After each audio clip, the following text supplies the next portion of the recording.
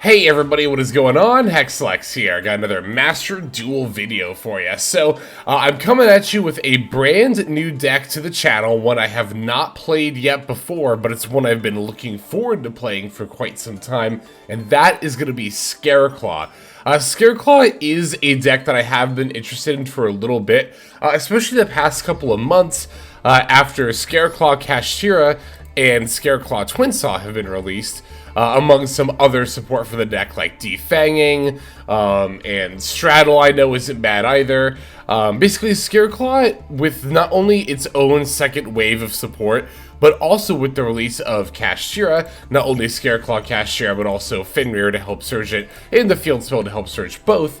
Definitely saw a pretty nice boost in power, but the deck already was definitely not too bad. Scareclaw is one of those decks that I think for pretty much the entire time it's been out, has kind of like rode the line of being either upper rogue or tier 3. And I'll definitely admit that there was a lot of the time where I definitely didn't see the deck enough to really respect it for how good it actually is. But yeah, no, we've been seeing Scareclaw have some pretty good results lately, again, especially since the Scareclaw Kashtira has come out, and the release of Vicious Astraloud actually adds even more support to the deck by giving you another minor comeback option. It's not a card that you fall back on or use in your main combo line the same way you would Monadium. Indeed, as you can see, we're only playing one single copy of Visas Starfrost, so it's definitely not something that we're expecting to go into a lot or even most of the time, but it is here if you need it. Basically, the way that a Scareclaw deck tends to play, for those who don't know or who might be curious, is we're mainly just looking to get out our Scareclaw Tri-Heart. Regardless if it's turn 1 or turn 2, this deck tends to live or die by this card. Scareclaw Tri-Heart is a Link 3 monster with 3000 attack. It is a Beast Warrior. It's got generic requirements. It does take 3 monsters, so you can't use a Link 2 and one other one ever. You always have to use 3 monsters, but it's any 3 effect monsters, making this one of the easier boss monsters to bring out for just about any archetype I've ever played. It has to be Link summoned. You can't bring it back other ways. All face-up monsters on the field get changed to defense mode. Obviously, it will not normal any other Link monster since, well, Link monsters can't be changed to defense mode. It's also unaffected by the activated effects of monsters that are in defense mode. Also, once per turn, if this card is in the extra monster zone, you can target a level 3 Scareclaw monster in your graveyard, special summon it, and if you do, add a Scareclaw monster from your deck to your hand. Also, you cannot special summon for the rest of the turn, except for Scareclaw monsters. So, basically the way that this deck typically works is, again, regardless of if we're going out first or second, we are looking to turbo out this Tri-Heart. If we're going first, you can kind of sit on Tri-Heart and any other disruption you happen to have in hand, because that will usually be enough to get you there. This card is not only effectively a towers for monster effects, being unaffected by your opponent's defense position monsters, but again, it'll put everything in defense position, which not only, again, makes it immune, as we just stated, but also has the added benefit of making it really hard for your opponent to actually end the game on their turn.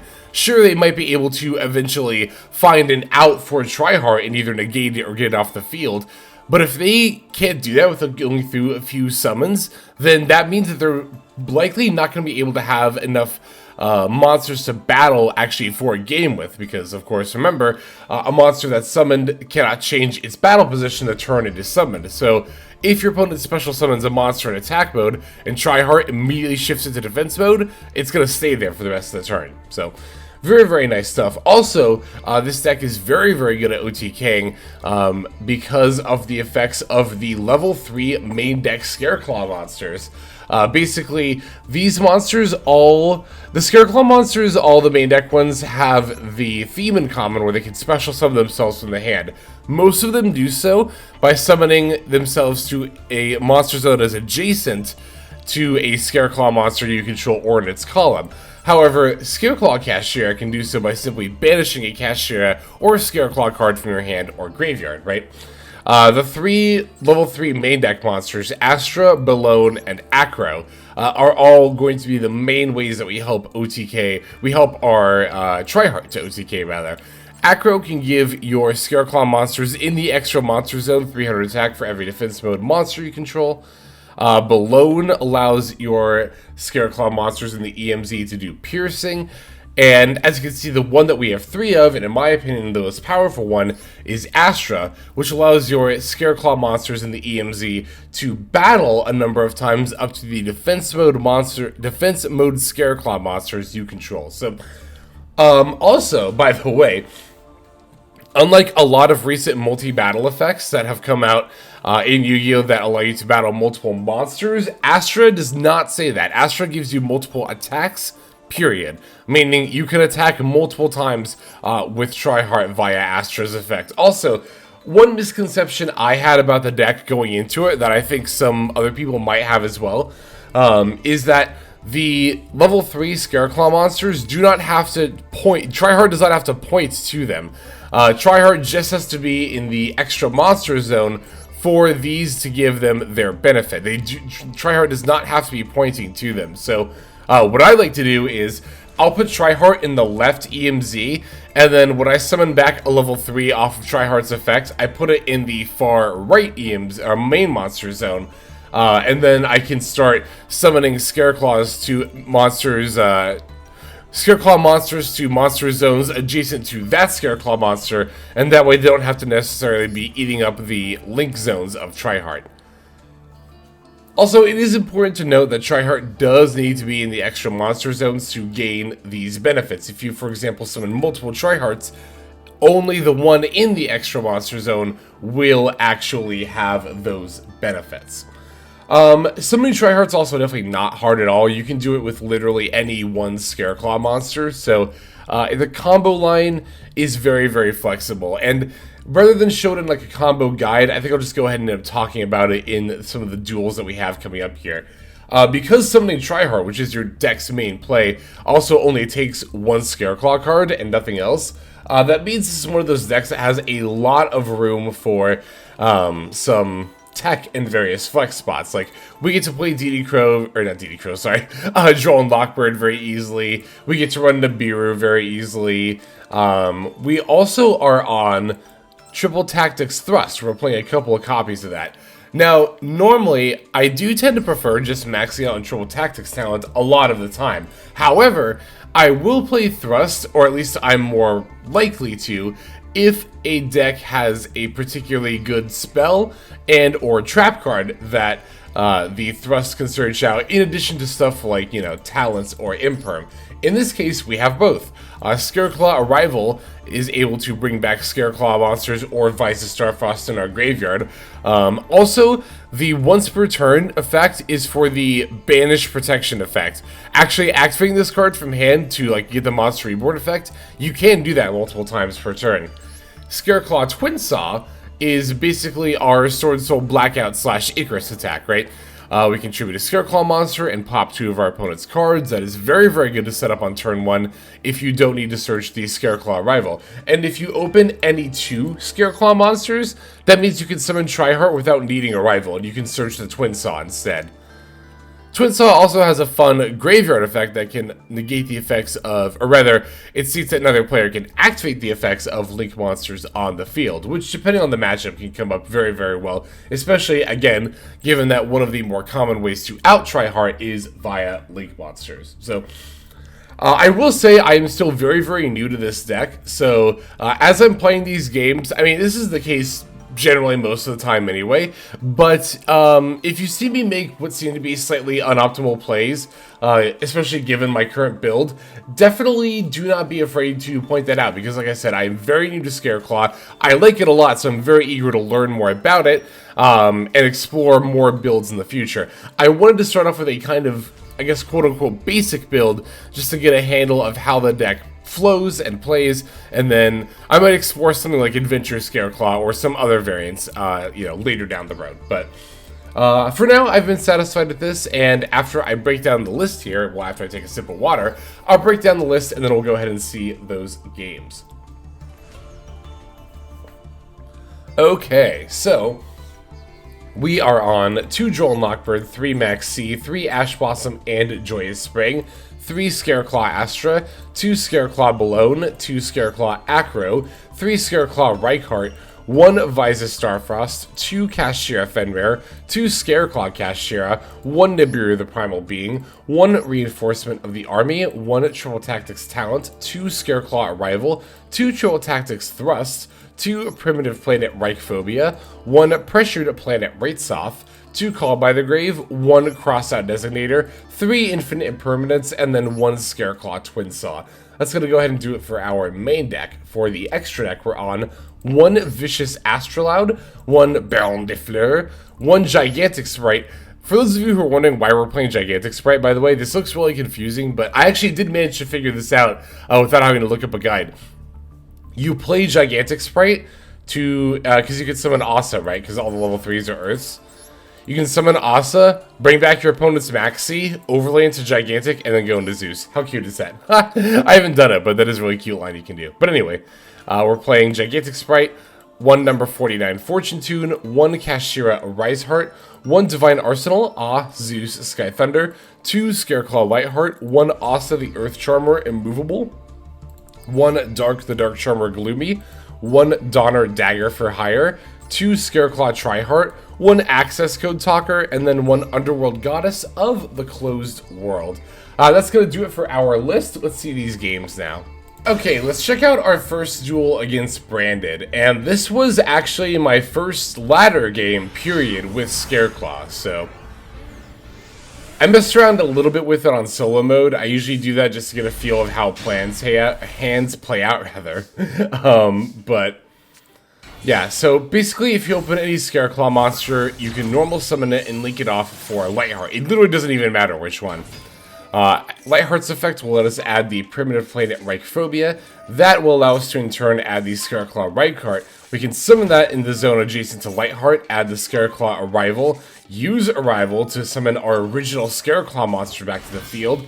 There are 3 effect monsters for the Scareclaw Tri-Heart, and one of them was even one of the level 3s, which means we can use Tri-Heart's effect here to bring back the Belone. And then I'll go ahead and grab the Astra here.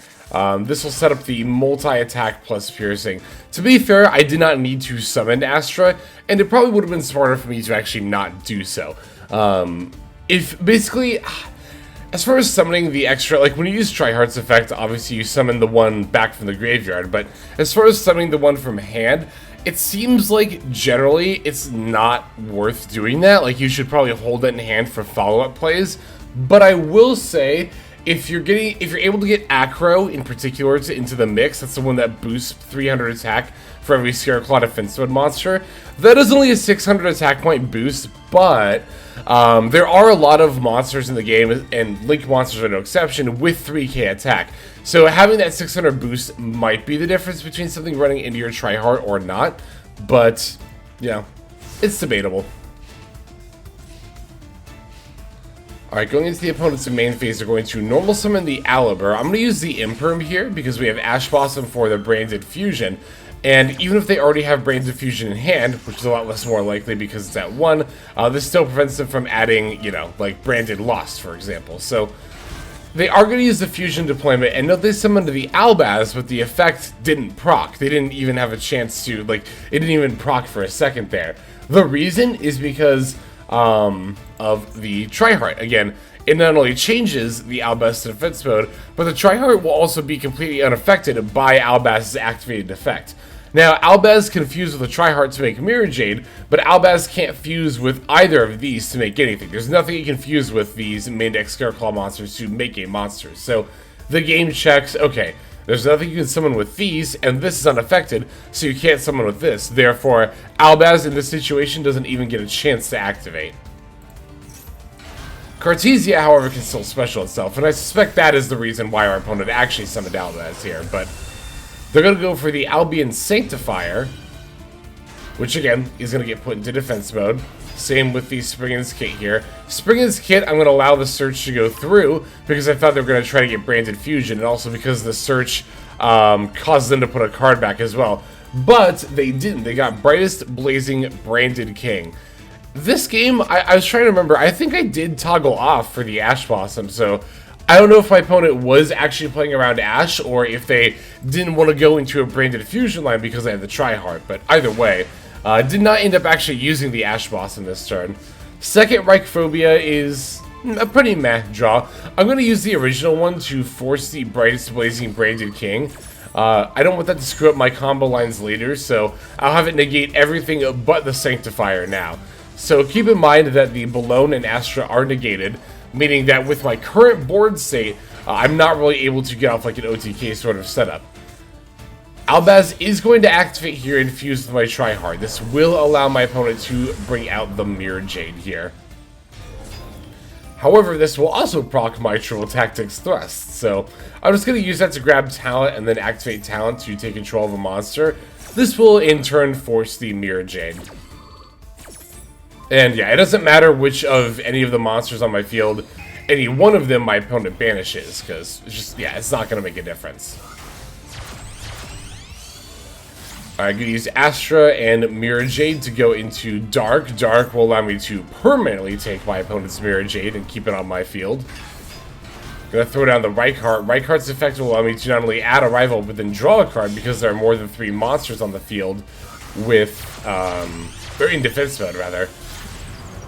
So the reason that I used Dharc and, the Mirror Jade here, and kept the Reichheart, is to have as many different Scareclaw names as possible. Now my Tri-Heart is 4200 attack, piercing, and can attack 4 times. Not that I needed to attack 4 times, but of course more Scareclaw monsters on the field is not only more attacks, but also more attack points for the Tri-Heart. So wanted to start off with that game. I felt like that was a great first game for not only the video, but also, not to toot my own horn or anything, but I think I played that pretty well for my for my first Scareclaw game ever on ladder. But it shows how flexible the deck can be, right? Our opponent had multiple forms of Disrupt. The Brightest Blazing Branded King, the Albaz into the Mirror Jade were both fairly annoying, but we were still able to play through them and set up the Tri-Heart OTK line fairly easily. And yeah, that's the thing about this deck.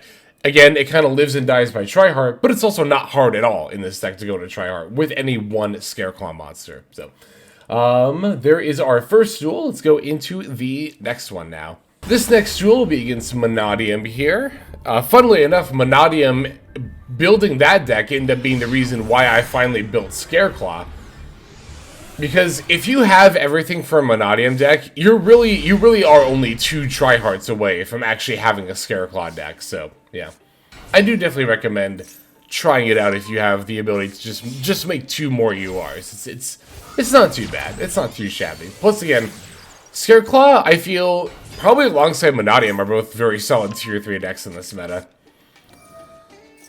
Again, going for a more standard combo line. We already had the Arrival in hand. That means we get to search the Twinsaw instead.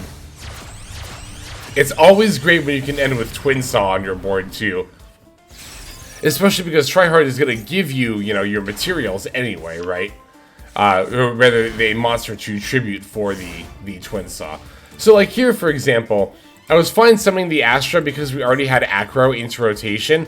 And again, that extra attack boost might matter. I'm also fine having multiple random Scareclaw monsters on the board when I have Twinsaw down to tribute one of them and pop my opponent's cards anyway. So, also, Acro's 2k defense is definitely not bad for holding off attacks either. I'm going to Ash Blossom their Reichphobia. Just in case it's a mirror match, I wanted to make it a little more awkward for them in case they needed that search. It turns out to be Monadium. So I definitely would have preferred to Ash the Rimheart here if I had known that, but it was a calculated risk. I don't know, I think when it comes to facing Monadium and Scareclaw and Visas piles in general, I probably do need to get better about my Ash timing. So here they're going to use their Reichphobia's effect to try to get rid of my Tri-Heart. But this is a good time to use the Twinsaw here for multiple reasons. One, I can pop the Reichphobia's effect, and because it is a field spell, like continuous and equip spells, if it leaves the field before it finishes resolving, it actually will not resolve. This is a rare case of MST actually negating, quote-unquote negating. It doesn't actually negate the effect, it's just that the effect is not able to resolve, if that makes any sense. But destroying the Rimheart here is definitely not bad either, because if my opponent has, if he just added Obsession, right? which tells me they probably have Manati and Meek in hand already. So if they have Meek, then this makes it a lot harder for them to play, because they're not going to be able to summon it due to the effect of the, or due to the Rimheart not being here. Although, to be fair, with the Rimheart stats being affected by the field spells, it might not have been able to summon it anyway, but whatever the case, that's going to be the end of our opponent's turn right there, so that definitely worked out for the best. And then, yeah, Tri-Heart just brings, I mean, it's literally as simple as Tri-Heart brings back the level 3, the Astra, then I get to throw down Belone, which I don't even need the piercing because my opponent doesn't have monsters. And again, Astra, if we read this card, unlike a lot of other cards that give you multiple attacks right now in Yu-Gi-Oh!, this one does not say attacks against monsters. It says your Scareclaw monsters in the extra monster zone can attack a number of times each battle phase, up to the number of defense position Scareclaw monsters you control with different names. That's just regular attacks, and that includes direct attacks as well. So very, very cool stuff. Very cool stuff. I love this deck. We have more games to show. Let's go into the next one. Okay, here we're going to have a game against Vanquish Soul, which I've kind of noticed as I've been playing this deck, or rather as I've been uploading games of myself playing against this deck. I feel like I don't win against it very often. Maybe I need to practice this matchup a little bit, but gonna be going first here, starting with the Kashtria Fenrir for the Scareclaw cache. I was a little bit anxious about Droll. Not only there, but in general too, right? Opponent's gonna maxi, so I'll use Thrust for the Twinsaw and just pass, leaving them with -1 card. But I will say, like many decks in this meta, this deck is fairly susceptible to Droll and Lockbird, so that is something you do want to note. Alright, opponent's going to raise and add Borger, and because they added Borger, you'll note I did not use Fenrir's effect. Because Fenrir does target, if I targeted the Raisin, they could just simply add the Borger anyway. Oh, and the reason I'm summoning Scareclaw Cache now is to make sure that my Twinsaw still ends up being live. So that's why I'm summoning it in this moment, just to make sure that no matter what they end up kind of doing, that I'm able to have it live there. So they get an extra draw off the Borger here. Xiaolong's going to come down. I think I end up using the Twinsaw here, if I recall correctly. And the reason to do it now, while they are still resolving this search, is to make sure they don't add Caesar Valius. Because Twinsaw, I believe, also targets, yes. So Caesar Valius could be added to potentially save one of those monsters. The Snow Devil here, however, is definitely scary. I don't think we know that they have an Earth monster right now, but it's definitely not hard for them to just have one. So coming back around to my turn, I'm going to use the Fenrir to add another Scareclaw cache. Opponent does have an Earth monster, and it's even maxi, so Snow Devil gets to resolve for all 3 of its effects, unfortunately for me. So Raisin's coming down to get yet another search. It's just, you know, when Vanquish Soul ends up in this loop, especially with the Snow Devil, where they clear your board that you're about to set up with, and they get the another search, and they're adding the Borgers and the Valiuses, and they have a Maxi, and it's just like, stop, please. Yeah, it's one of those decks where if you can get them before they're able to get this kind of advantage ball rolling, then they're not too hard to shut down. But yeah, once they get the ball rolling, their momentum is pretty great, and it becomes a lot more difficult to stop them. That Maxi, both of these Maxis, I guess. I didn't even think about that until just now, but we got Maxi turn 1 and 2. So these Maxis definitely did not do us any favors at all. Stake Your with a lowercase y Soul coming down here. Just some of the Caesar Valius from the deck by revealing the Pantera. Normal summoning the Dr. Madlove. We're not using the search effects. We're revealing the other Madlove in hand to reduce Reichhardt's stats before going into the Rock of the Vanquisher. I guess Snow Devil must have been their only target for it. They must not be on Dust Devil. Or if they are on Dust Devil, they must have it in hand already. Well, we know their hand is Pantera, Raisin, and the other Madlove. Yeah, we knew they already had 2 Madloves, so I think there is one unknown card in hand that was drawn for a turn. Which might actually be the Dust Devil, given that it was just set. Valius ends up getting bounced back to the hand, and the top deck call by is not going to do it, so I'll just end up conceding here. Yeah, one of the reasons I kept this game was because, as I mentioned at the top of it, I feel like I've been losing to Vanquish Soul a lot lately, so I kind of want to go back and more carefully analyze some of these Vanquish Soul games and see if there's anything I could have done, but I forgot I got Maxx'd twice in this one. I don't think there was too much I could have done given those circumstances, but yeah, I will say, again, like plenty of other decks in this current meta, it is very much hurt by both Maxx and Droll and Lockbird, which is a notable weakness of the Scareclaw deck. We got one more game to check out. Let's go straight into that. Okay, our final duel for this video is going to be against Dragon Link, so... yeah, we hit a lot of the major meta contenders, right? We played against Branded, Monadium, Vanquish Soul, now Dragon Link. Alright, this hand is interesting. We kind of like doubled up on searchers and targets here. Like, we have Fenrir and Rhoda, which would be very, very good to open if we didn't already have Reichheart and Scareclaw cash in hand. But because we have an extra body, we can use the Reichheart to add the Twinsaw here instead of the Arrival. Again, if you are able to... if you're able to have an extra extender beyond just one Scareclaw monster, you can go for the Twinsaw instead of the Arrival, which definitely seems to be worth it for sure. Alright, setting the Scareclaw cache here. I'll throw out the extra Reichheart just to keep the Fenrir on field in addition to my Tri-Heart to offer a little bit more disruption. Plus, I already have the second Scareclaw cache in hand anyway. If I didn't have the Scareclaw cache or just another Scareclaw monster in general in hand, then I think I would have used the Fenrir as a material there for sure. Also, we have to summon out the Scareclaw cache here because we didn't have a level 3 Scareclaw monster in that combo line. Tri-Heart was not able to put an extra body on the board, so... I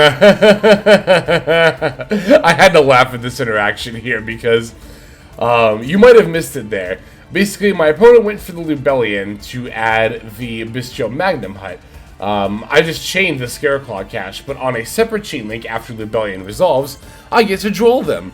And any deck that's searching for Lubellion definitely wants to do more searching after Lubellion, so was definitely not sad to Droll and lock them here.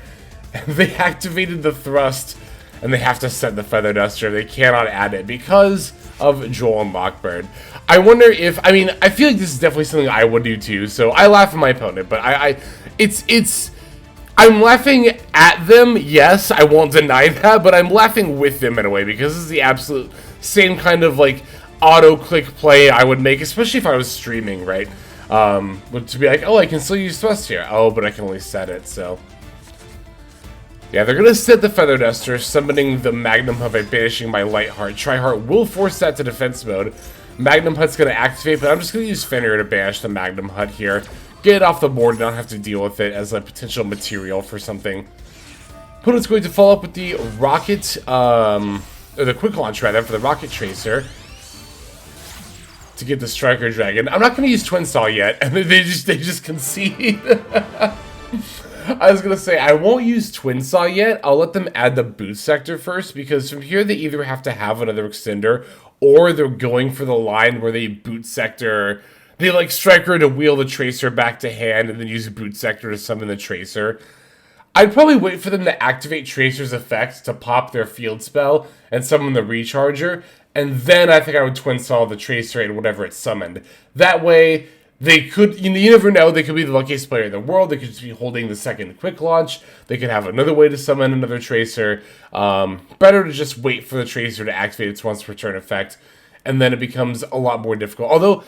wait, that would proc the Recharger effect, though, wouldn't it? Because it'd be destroyed by a card effect. I don't think that would matter in that situation, but... huh. Oh, but you know what? Maybe they couldn't add Boot Sector because they were under Droll. I didn't even think about that till just now. I think that's actually what ended up happening. I think they conceded because they forgot they were under Droll when they summoned the... oh, I wonder if that's what it was. Okay. Well, whatever the case, our opponent did end up conceding. Probably mostly thanks to Droll, but... definitely goes to show how good the card is in this meta. In any case, thank you all so much for watching all these games. Super stoked to be playing this deck. Can't wait to try out more variants of it. And just play it more in general. Again, those of you who are more experienced with Scareclaw, definitely do not be afraid to leave gameplay or deck building suggestions in the comments. I could very much use them. But that's going to do it for this video. Let us now move to the outro. Alright everybody, that's going to do it for this video. Thank you for watching it all the way to the very end. That means a whole lot to me, and it's also a fantastic way to support the channel. And if you're interested in supporting the channel in other ways besides YouTube, there are plenty of ways to do that. If you check out the description below, you'll find a bunch of links down there. One of them goes to my Patreon. You're actually seeing the names of everyone subscribed to the Patreon on the screen right now. So if you're interested in getting your name in the credits here at the end, if you want to see more daily Master Duel content, or if you're interested in one-on-one private coaching sessions, I offer all of that on Patreon. I also stream live on Twitch. Feel free to go ahead and click that link and follow and or subscribe there. I also have the Discord community, if you want to follow that link, where hundreds of duelists have already signed up. Free to join, and you can just come hang out, talk about the game, and chill in general. Final link that's going to be in the description is my Twitter. You can follow that if you want some more notifications of what's happening with the channel. So, all in all, thank you all so much for watching, and I hope you have a fantastic day.